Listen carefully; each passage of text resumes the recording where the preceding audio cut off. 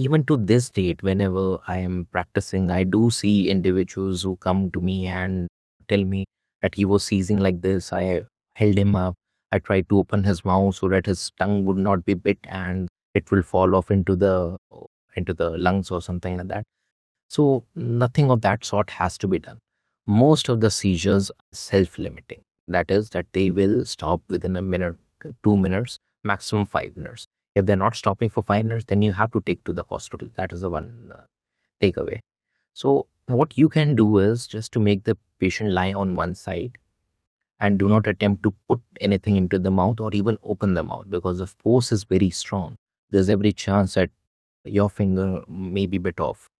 So, and if you're having a nasal spray, if the patient is a known epileptic, we as neurologists do counsel them, do educate them that they have to carry a nasal spray in which there's a medicine which, if administered into the nostrils, can lead to a early cessation of the seizures. So that is the only first aid which you have to do. That's a very pertinent question because headache is nearly universal. Everyone during their life does have a headache, and we don't recommend going to a neurologist for every small headache also, or going for a scan for every headache. So to recognize that a headache is severe and merits your attention, there are certain red flags in a headache history. So some of those red flags I'll share with you. For example, if the headache is waking you up from the sleep, if it is interrupting your sleep, you were sleeping fine, all of a sudden the headache came up, then you should be consulting. Or if the headache is so severe that it is the worst headache of your life, right? You're not able to eat anything, you're not able to lie still, or you're not able to sit still, then you have to consult a neurologist. Or if the headache is so severe and it is not relieving with any of the painkillers which you have tried. For example, many over-the-counter painkillers are there. Patients do try them. For example, paracetamol is tried most often.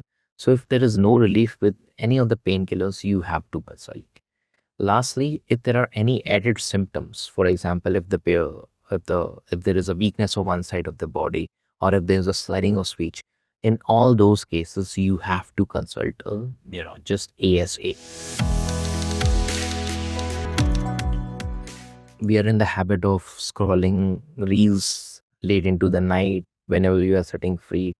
So even me myself, I'm not away from those little addictions, as they say.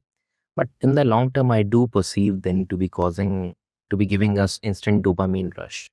So when we are getting these type of instant dopamine rush, then our brain becomes wired differently. Then sometimes the little joys of life which we are supposed to take in, just like going for a walk into the park, or going and spending some time with our children. So those don't appeal then in such a way often to individuals.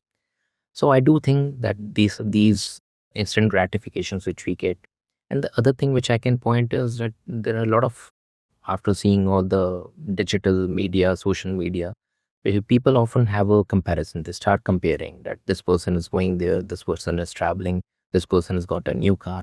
So all these are silently killing the society, definitely, no doubt about that.